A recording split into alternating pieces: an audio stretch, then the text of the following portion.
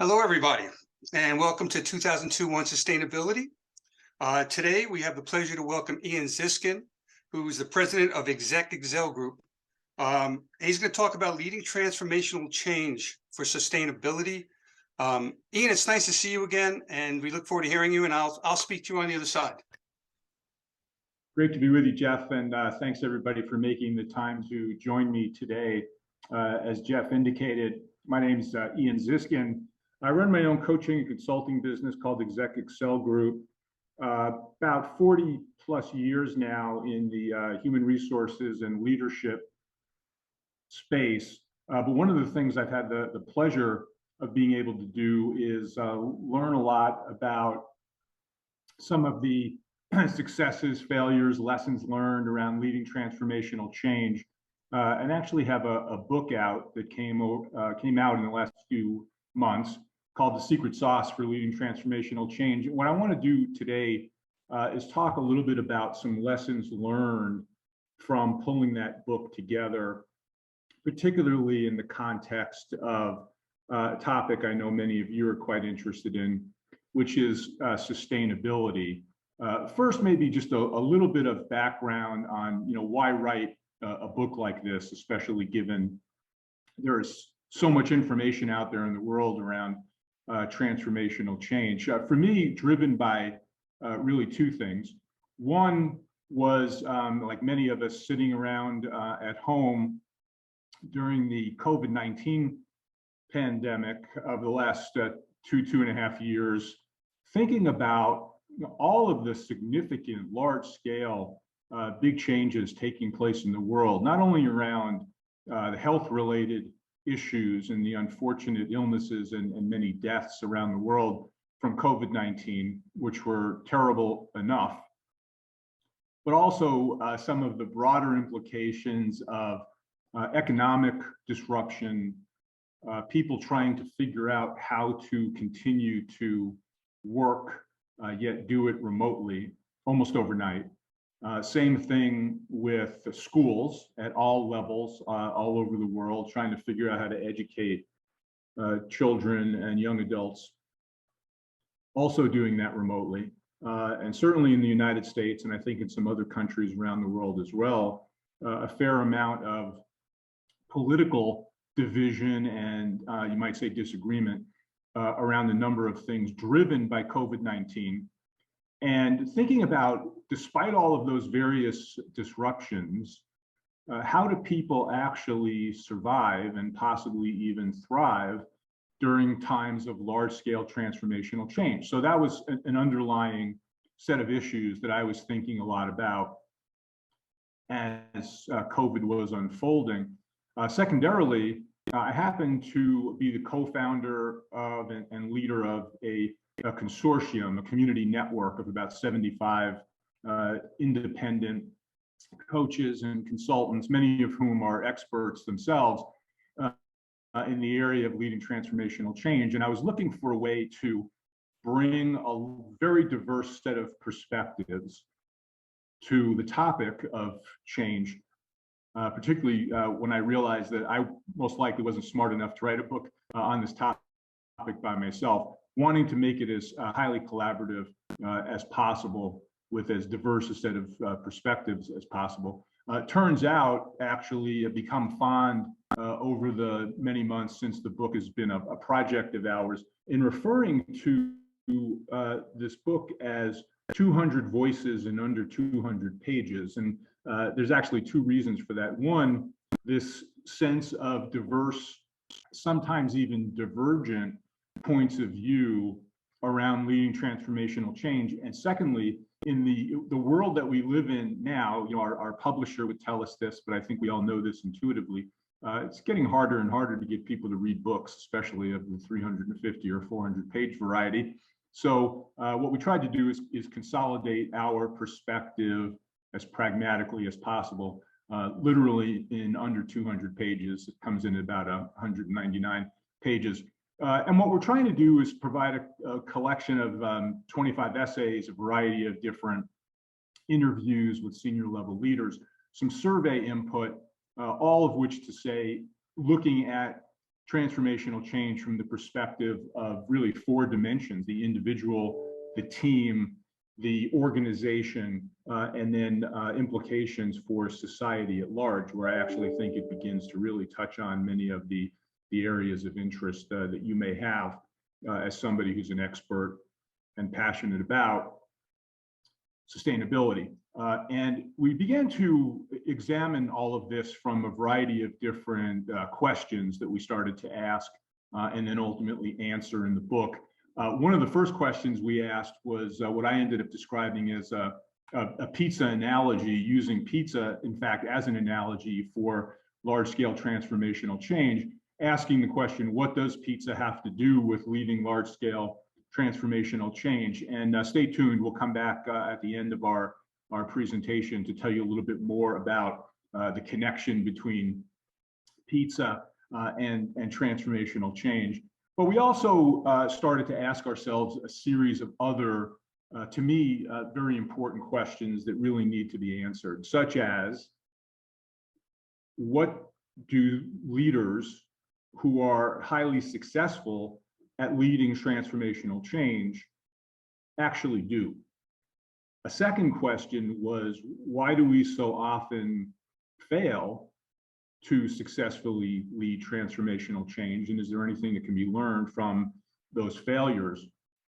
A third question was really more of a hypothesis, which is that all transformation is change, but is all change transformational? And it turns out, at least based on our experience in pulling this book together, no, not all change is transformational. And I'll explain a little bit more about that over the course of the next few minutes.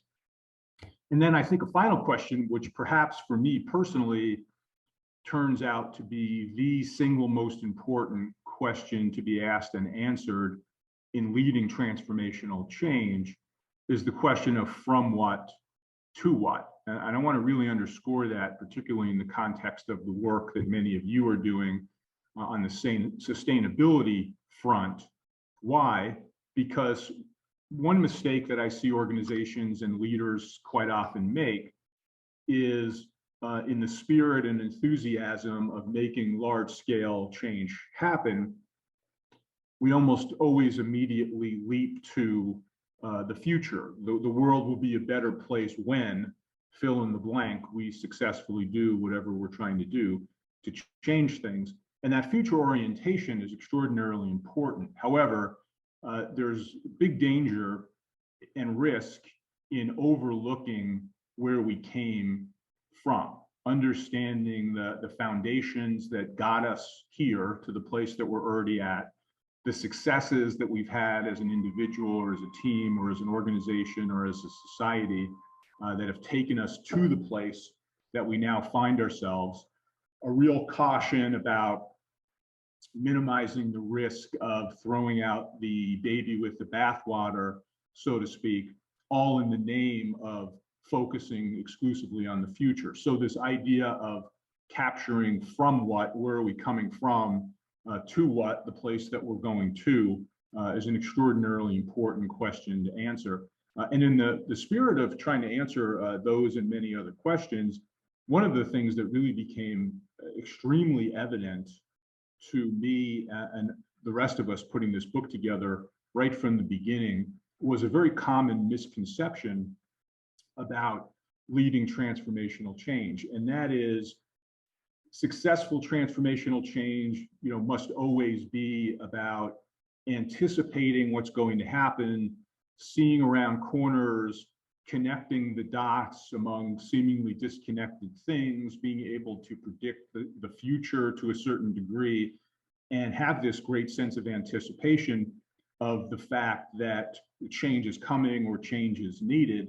And while there's plenty of examples of that type of successful anticipation in leading transformational change, the misconception is that it turns out there are actually many more examples where things were not well anticipated, they weren't well planned for, we didn't see it coming, we didn't really have an opportunity to adequately prepare for it, and probably the best example of this that I can think of we're still living through, which is COVID-19. No one saw that coming before it hit, yet almost overnight we had to transition and transform ourselves in a whole variety of ways in order to make things work. Over the last couple of years, my perhaps favorite quote that touches on this topic, I think really illustrates the point. Mike Tyson, the heavyweight boxer that some of us may remember, he was being interviewed in advance of, in preparation for a heavyweight championship bout that he was about to fight. And the member of the media asked him the question, "What's your strategy for the fight?" And his response was, "Everyone has a plan until they get punched in the mouth."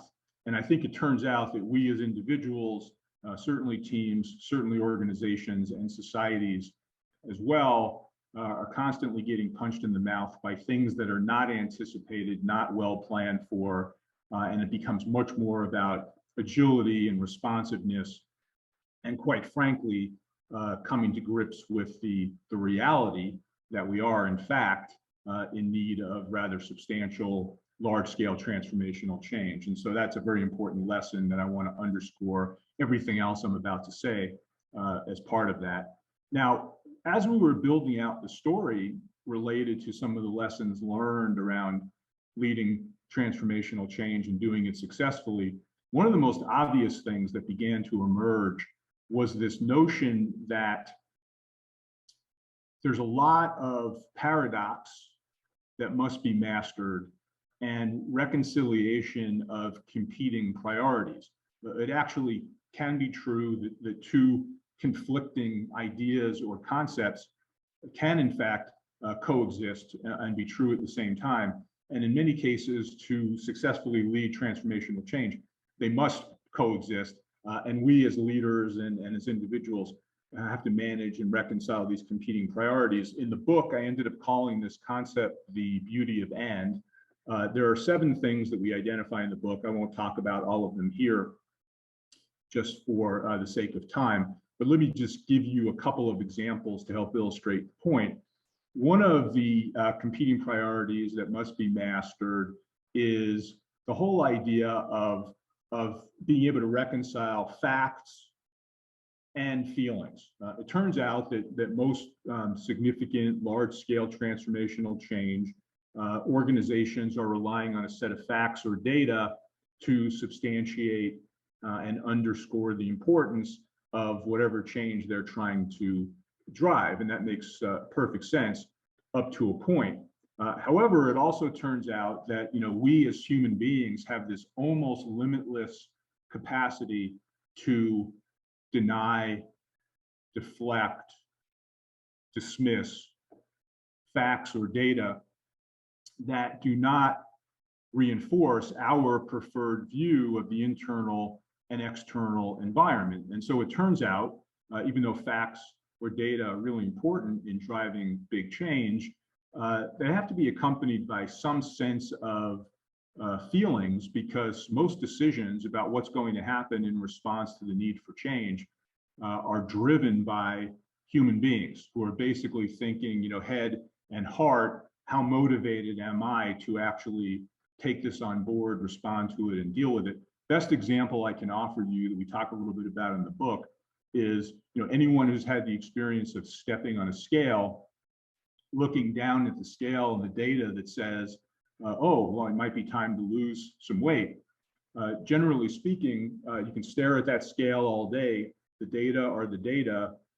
We weigh what we weigh, but we're not going to lose weight unless our head and our heart tell us that we're motivated to do the things that are typically required to lose weight, which is generally some combination of diet and exercise. So organizations, I think, have the tendency sometimes to over-rely on, let's point to the data in order to persuade and influence people that significant change is necessary. But if all we do is keep pointing to the data without appealing to the sense of feelings and motivation that individuals must have in order to respond to that data, we're not going to make very much progress. The second paradox or set of competing priorities that I want to offer as an example is the combination of speed and rhythm. So in most cases, people will tell you that moving faster than generally feels comfortable is one of the things that's required to get traction on successfully leading transformational change. And I think that's actually very true. But if you stop there, I think you end up with a lot of problems in overcoming obstacles that must be overcome to successfully drive change. And here's what I mean by that. I play a little bit of guitar. Some of you may also be amateur musicians like I am. There's no accomplished musician that I've ever been around who've said that playing a song faster and getting to the end more quickly, by definition, improves the song.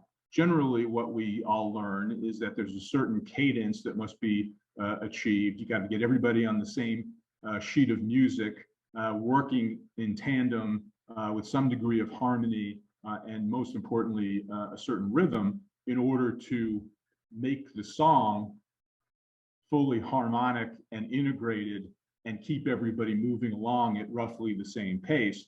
So if you focus as a leader on driving change faster, simply in a vacuum, but don't also have the appropriate rhythm and pace to the changes that you're making, it's extremely difficult then to successfully bring other people along with you on the change journey. And then we've learned, certainly from not only pulling this book together, but our own practical experience, like I'm sure many of you have, that moving out too fast without the ability to bring others along with you is not a formula for success in leading change. And I'll say a little bit more about that in a minute or two.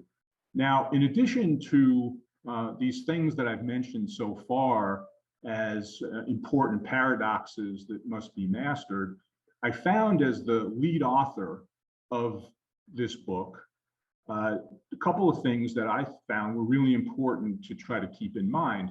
I'm a firm believer that when you write a book, hopefully there's a few nuggets in there that are of value to other people, and that you're teaching people something perhaps that they didn't already know. But likewise, I'm also a firm believer that when you write a book, you need to learn something in the process of pulling a book like this together. And in my case, I learned quite a few things, and there are a number of ahas for me in this book. And I want to share just a couple of examples of those with you to the extent that they'll be of some value. One example is that we talk a lot about the importance of vision and sense of purpose. I know in the sustainability community, the idea of purpose and vision have a particular resonance, and turns out vision is really important. But one of my favorite quotes about vision is there's a fine line between vision and hallucination. And it turns out that one of the great lessons in pulling this book together for me was the value of the importance of execution as being even more important and more valuable than a clear vision. So clear vision matters, but having an execution plan that people can understand, get behind, and most importantly, figure out where they fit into the execution and how they can contribute to it is extraordinarily important. The other thing, which was really a big lesson learned for me in writing this book, is that almost every book I've ever read on change of any kind invariably will ask the question, is it really true that people hate change? And it's a big debate. You know, some people think it's true and some people not. You know, here's my take after writing this book. I'm not proud to say it, but I actually do think that most people hate change, particularly change that makes them uncomfortable and they're unfamiliar with where things might be heading next. But as much as people hate change, I think they hate something else even more, and that's failure. So as you're thinking about positioning from a sustainability point of view, some of the difficult, perhaps even unpopular changes that you're asking individuals to make or organizations to make or societies and communities to make, I would always recommend think about helping people understand what it takes to win in the environment that we're currently in, as opposed to not winning and failing, and the frustration that comes from failing. That, in my experience, actually gives you a fairly decent chance at counterbalancing some of the potential resistance to change. Now, it also turns out that there are a number of secret sauce ingredients, if you will, that have come through as part of the lessons learned from pulling this book together. And I'm just going to give you one example of this as we begin to tie up the story and finish up my comments for today. Perhaps in some ways, maybe the single most important, or at least enjoyable secret sauce ingredient that I learned from this book was the idea of loving influencers and resistors. And here's what I mean by that. In every significant change, there are going to be people that have an awful lot of credibility and voice in the organization because they're experts, because they're passionate, because they're loud, because they've been around for a long time, but they're well respected for a variety of different reasons, and lots of other people listen to them. Those influencers are extremely important, obviously, to get on board with the change that you're trying to drive. But there's also another group of people that often gets marginalized, overlooked, or ignored, or worse, pushed out of the organization. These would be the resistors. These individuals tend to have a slightly more skeptical view. They take a little bit longer to get on board, but they're usually pushing back and asking tough questions, mostly in the name of trying to make sure that the organization is not wrong-headed in the approach that it's taking, and emphasizing or forgetting about certain things that really matter the most to success. So don't ignore or dismiss or marginalize those resistors, because they're equally important and valuable as the other influencers in an organization in driving successful change. Now, as we wrap things up, I promised that I would take us back to this idea of what does pizza have to do with leading transformational change? And it turns out actually an awful lot. So let's go back in history a little bit. Here's some things that I learned as I was thinking about the analogy between pizza and large-scale transformational change. Going back to 997 AD in Gaeta, Italy, where pizza was first thought to be invented. And then we fast forward many, many years to the place we're at now. Pizza as a food and as an industry is a $150 billion, global industry. And I learned something that I didn't realize previously. I was thinking that on a per capita basis, the United States would be the country where pizza is the most popular consumption on a per capita basis around the world. Turns out that's not true. The country with the largest per capita consumption of pizza in the world is actually Norway. And if you look at what's going on in the world of pizza and in the industry of pizza, and you think about it in the context of shapes, sizes, toppings, cheeses, crusts, the various ways that pizza can be prepared, the various access outlets that we can actually get pizza from or through, and the many secret sauces that are being applied to pizza these days, there's actually a really important lesson learned for successfully leading transformational change. And that has to do with the fact that pizza has really been all about reimagining, reinventing, and repositioning a food and an industry in order to remain more relevant. And I think the most important lesson learned from all of that really is about not being lulled into a false sense of security based on tradition or what makes us comfortable, but instead constantly rethinking and reevaluating and repositioning what we're doing in order to remain more relevant. That's actually one of the most important aspects of the secret sauce for leading transformational change. And as a final thought, I'll leave you with this quote to contemplate. Believe in yourself. If cauliflower can become pizza, you can become anything. Thank you for your time today. And I'll see if there's any final comments or questions from Jeff, and otherwise we'll wrap it up. Thank you, Ian. Hey, I wish we had a half an hour to talk about some stuff, because The book sounds fascinating. If your book is like the way you communicate, it's going to be completely clear. You take a subject like transformation and you really give it an explanation, give some life to it, because transformation to me, as I was listening to you, I was thinking about speed. Actually, right before you were talking about speed, I was thinking about that because, it seems to me that companies need a motivation to be doing this, right? Right. But they have to do it in concert with people. And if they don't have everybody working together, it's not going to happen. There's so much I'd love to talk to you about, but we don't unfortunately have the time. But I urge everyone to read this book, and I can't wait myself. And I'd love to talk with you offline more about this fascinating subject. And I love your approach. Yeah, I look forward to it. And thanks for the positive feedback, Jeff. Great to be with you and all of the rest of you. Please enjoy the rest of the conference. And if I can be of help in any way, please let me know. Thank you. Thank you. Bye.